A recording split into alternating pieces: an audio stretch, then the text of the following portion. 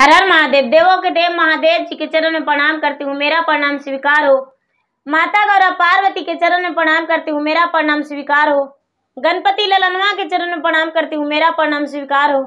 सब गुरु भाई बहनों के चरण में प्रणाम करती हूँ, मेरा प्रणाम स्वीकार हो। माता और पिताजी के चरण में प्रणाम करती हूँ, मेरा प्रणाम स्वीकार हो।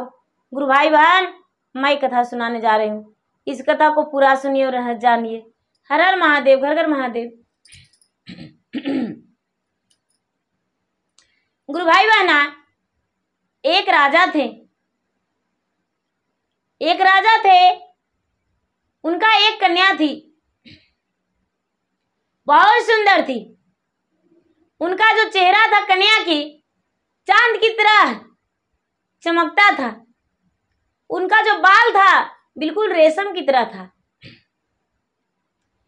इतना बड़ा बड़ा बाल था कि बाल से उनका रास्ता बढ़ा जाता था यदि नहीं समेटती तो। इतना बड़ा बड़ा बाल था।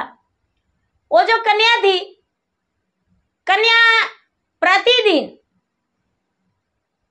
भगवान के पूजा करती थी। दिन में भगवान के पूजा करती थी और भोलेनाथ के मंदिर जाया करती थी। माता पिता के चरण छूती थी। लेकिन रात्रि के समय में प्रतिदिन इंद्रलोक जाती थी और इंद्रलोक जाके इंद्र के परी से मिलती थी और मिलकर बातें करती थी। पूरा रात बिताती थी। पूरा रात बिताकर वो लौट आती थी। लेकिन जाती थी उड़न खटोला से और उड़न खटोला से आती थी।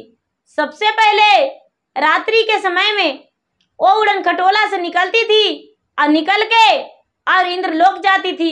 इंद्रलोक से आती थी तो जब सुबह प्रातः काल होने से पहले राजा के एक बहुत बड़ा तालाब था।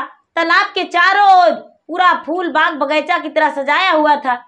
उसी बगीचा में जाके, उसी तालाब में जाके वो कन्या स्नान करती थी। स्नान करके और डाली में भराकर फूल सजाकर और भगवान के भोलेनाथ के मंदिर जाया करती थी। गुरु भाई बहना, प्रतिदिन उसका वही काम था। कोई दासी नहीं और कोई उसके पास नौकर चाकर नहीं, अकेले जाती थी। एक दिन का बात है कि उसी सरोवर के पास जहां पे वो लड़की स्नान करती थी, एक राजा का पुत्र सुबह सुबह जा रहा था। जब सुबह सुबह जा रहा था तो लड़की पे नजर पड़ा। सबसे पहले उड़न खटोला का देखा कि लगा हुआ है। उड़न खटोला को देख राजा को लड़का घोड़े बांध दिया वृक्ष में और देखने गया। देखता है कि एक उड़न खटोला लगा हुआ है, एक कन्या तालाब में स्नान कर रही है। जब ये तालाब से निकली तो इसका जो चेहरा था चांद की तरह चमकने लगा। ये राजा मोहित हो गया और सोचा कि किसके घर के ये कन्या है, इससे हम विवाह करेंगे। राजा ने देखने लगा राजकुमार। देखते देखते गुरु भाई बहना, वो लड़की ने फूलों का डाली सजाई। फूलों का डाली सजाकर स्नान करके फूलों का डाली सजाई और चली गई शिव का मंदिर। भोलेनाथ के पूजा की, पूजा करके और लौट गई उसी बाग में। उड़न खटोला पे सवार होकर अपना घर चली गई। जब लड़की उड़न खटोला पे सवार हुई तो राजकुमार देखता के देखता रह गया, इसे पता ही नहीं चला। और उस दिन से ये राजा के जो बेटा था राजकुमार अपना घर में आया और अपने पिता से बोला, हे पिताजी, हम उस लड़की से विवाह करना चाहते हैं जो प्रतिदिन उड़न खटोले से पूजा करने जाती है, तालाब में स्नान करने जाती है। उस लड़की से हम विवाह करना चाहते हैं। उसके पिता ने बोले, ठीक है, ऐसा लड़की को हम ढूंढ निकालेंगे।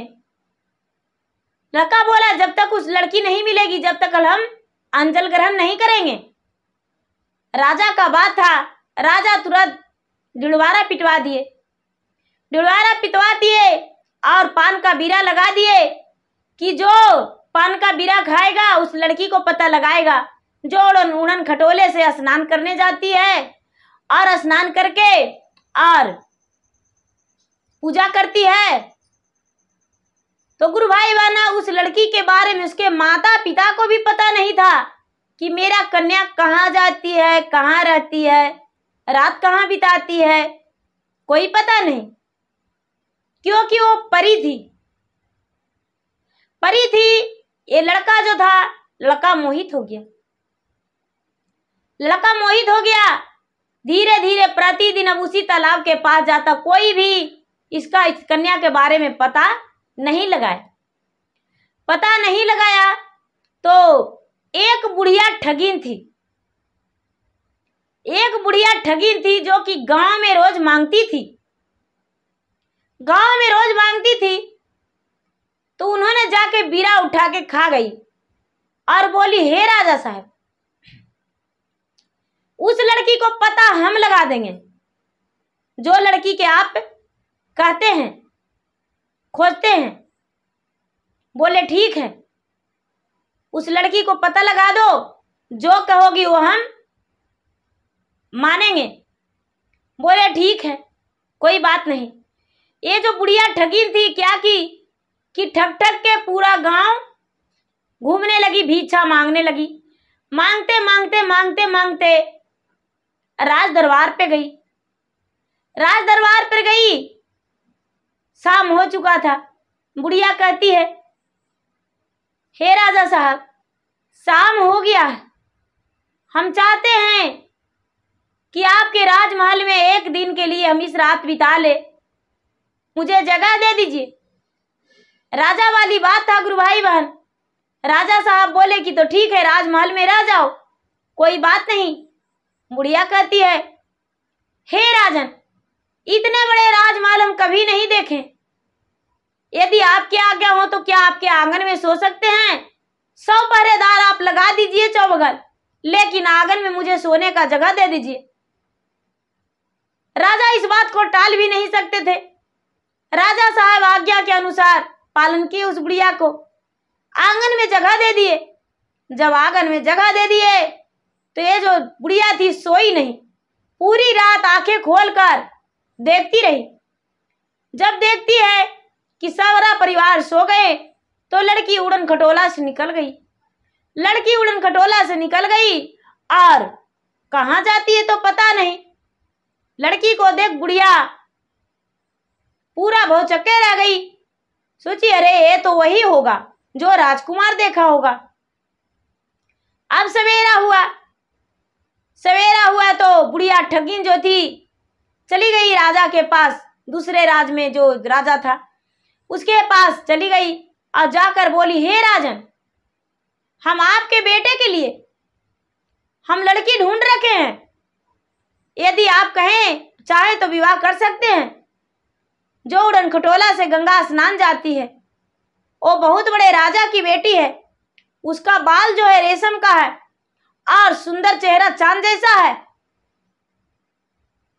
राजा साहब एक ब्राह्मण और एक नाई को इसके कि हाँ रिश्ता लेकर भेज दिए। रिश्ता लेकर भेज दिए। जब नाई और ब्राह्मण आए तो राजा के पास रिश्ता रख दिए। राजा के पास रिश्ता रख दिए। राजा ने स्वीकार कर लिए।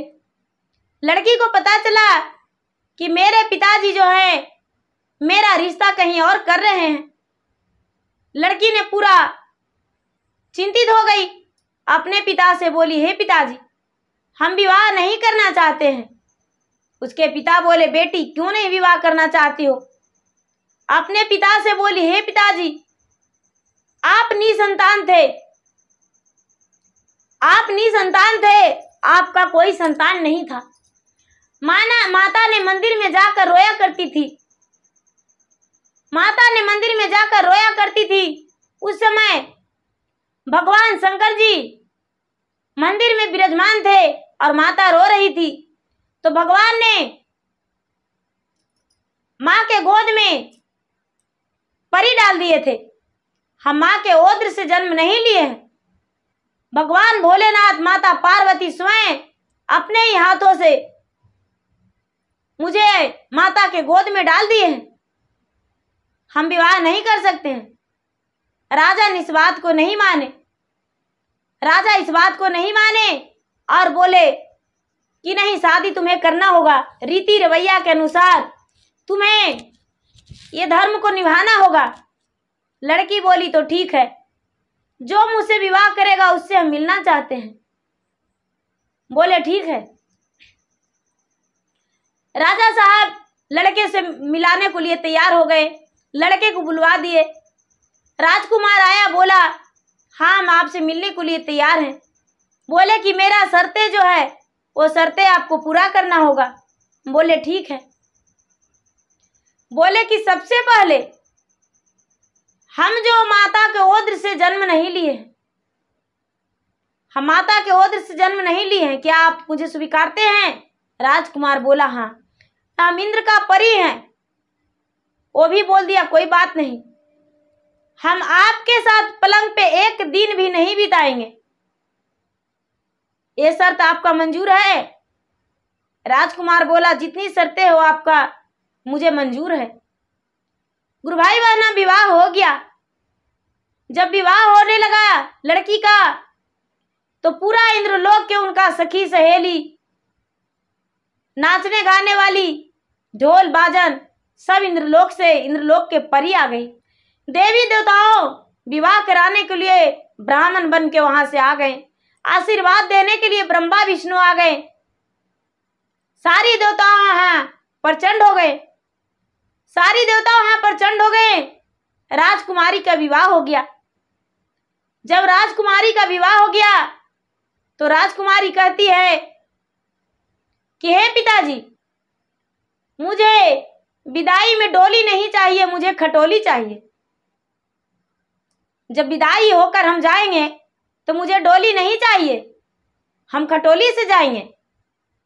राजा साहब कहते हैं कोई बात नहीं, तुम्हें खटोली ही पसंद है तो वहीं पर चल जाओ। राजकुमारी जो थी, राजकुमारी ने अपने पति को बोली, हे पतिदेव जी, मेरे कहने अनुसार आप खटोली पे बैठ जाइए। उसका जो पति था वो भी खटोली पर बैठ गया। ये लड़की भी खटोली पर बैठ गई। लड़की कहती है सतके उड़न खटोला, चलो इंद्रलोक। अब दोनों पति पत्नी इंद्रलोक चले गए। और जब इंद्रलोक चले गए तो वहां तो इंद्र भगवान अपने आसन पे विराजमान थे। सारी देवी देवताओं सब अपना अपना विराजमान थे। सारा लोग का खुशी था कि परी का विवाह हुआ है राजकुमार से। अब वहां जब पहुंचे तो लड़की कहने लगी कि अब आप मेरे माता पिता से मेरा हाथ मांग लीजिए। वो जो माता पिता थे वो मेरा धर्म का थे, पालनहार थे। धर्म के माता पिता तो ये हैं, यहाँ आप मेरा हाथ मांगिए। अब सारी सखी उनसे हंसी मजाक करने लगी, लेकिन ये राजकुमार कुछ नहीं बोल रहा है। बीतते बीतते बहुत दिन बीत गया, बरसों बीत गया। जब बरसों बीत गया तब राजकुमार को याद आने लगा घर का, अपने माता का, अपने पिता का। इसके माता पिता सारा परिवार चिंतित थे कि मेरा बेटा कहाँ चला गया, मेरे बेटी कहाँ चली गई। लेकिन गुरु भाई बहना, जब बरसों बीत गया तो राजकुमार याद किया अपने माता पिता को। लड़की बोली सबसे पहले इंद्रलोक में आपको, पूरा इंद्रलोक में सब देवी देवताओं को प्रसन्न करना होगा। आप जब खुश कीजिएगा तभी मेरा हाथ पा सकते हैं। इन्होंने बोला तो मैं किस हाल से तुम्हारा हाथ मांगू? बोले कि सांझ के जब नाच गान होता है तो उसी समय आप ढोलकिया के काम करने लगिएगा और हम लोग सारा लोग नाचते हैं प्रतिदिन की तरह, उसी तरह नाचेंगे। भगवान प्रसन्न होकर इंद्रदेव कह देंगे वरदान मांगने के लिए तो तुम मुझे मांग लेना, हम तुम्हारे साथ चलने के लिए तैयार हैं। ये जो लड़का था ठीक वो लड़की के कहने के अनुसार किया। शाम के समय में बैठ गया पूरा सबके साथ सखी लोग नाचने लगी। तो जो ढोलकिया था उसका हाथ में अंगूर बेरहा हो गया, अंगुली फट गया, ढोलक नहीं बजने लगा। सारा सखी उदास होकर बैठ गई। इंद्रदेव कहने लगे क्या आज इंद्रलोक में नाच गान नहीं होगा? सारा सखी कहती है हे भगवान कैसे होगा, ढोलक तो बज ही नहीं रहा है। कहने लगे तो कोई ढोलकिया ठेकैता है तो उसको बुलाओ। सारा सखी ने कहने लगी महाराज ये तो बहुत सुंदर ढोलकिया है। ये गया तो बजाने लगा, राजकुमारी की पति राजकुमार बजाने लगा तो धीरे धीरे भी बजा रहा है। तो सखी लोग धूम लगा के नाच रही है। गुरु भाई बहना नाचते नाचते सारा सखी थक गई। भगवान इंद्रदेव का आसन डगमग डोलने लगा, पूरा देवी देवताओं का आसन डगमग डगमग डोलने लगा। माता लक्ष्मी माता सरस्वती सब खुश होकर वहां पर चंड हो गए। इंद्रदेव से कहने लगे महाराज इतना अच्छा ढोलकिया तो आज तक इंद्रलोक में आया ही नहीं था, इसे कुछ वरदान देना चाहिए। भगवान इंद्रदेव कहने लगे हे पुत्र मांगो वरदान देंगे, हम मन चाहा वरदान देंगे, तू कुछ भी मांग सकता है। उन्होंने बोला महाराज मुझे कुछ ही अंधन नहीं चाहिए, और जाके अपना पत्नी को हाथ थाम लिया। हाथ थाम के बोला मुझे यही वरदान चाहिए, मुझे इसे दे दीजिए क्योंकि मेरा ये पत्नी है और मैं इसका पति हूं। इंद्रदेव हंसते हंसते एन मस्तु बोलकर और बोले ठीक है कोई बात नहीं, हम उसे देने के लिए तैयार हैं। सवेरा हुआ तो लड़का ने बोला महाराज मुझे विदाई दे दीजिए। भगवान इंद्रदेव बहुत सारे अन्न धन सोना चांदी गहना रुपया पैसा कपड़ा सब कुछ देकर उसी उड़न खटोला से दोनों का विदा कर दिए। बरसों बाद जो राजकुमार राजकुमारी दोनों अपने माता पिता के घर लौटे। जब माता पिता के घर लौटे तो माता पिता बिल्कुल उदास हो चुके थे, लेकिन बेटे और बहू को देखकर बड़े खुश हो गए। दोनों पहले अपना घर गए, उसके बाद अपना मायका आई लड़की। मायका भी उसके माता पिता देखकर बड़े खुश हो गए। अब लड़की कहती है कन्या हे पिताजी इन्होंने बहुत मेरे लिए तपस्या किया और तपस्या में ही सफलता पा गया। अब हम इंद्रलोक नहीं जाएंगे, हम इंद्र के परी थे जरूर, प्रतिदिन इंद्रलोक जाते थे, लेकिन इन्होंने मुझे हाथ मांग के अपना पृथ्वी लोक पर वापस लेकर आ गया है और अब हम इंद्रलोक नहीं जाएंगे। राजा के बहू बन के रह गई और राजा के बेटी भी बन के रह गई, एक राजा के बहू और एक राजा के बेटी बन के रह गई। तो गुरु भाई बहना मेरा वीडियो अच्छा लगे तो इसे लाइक कीजिए, शेयर कीजिए, सब्सक्राइब कीजिए। धन्यवाद। हर हर महादेव, घर घर महादेव।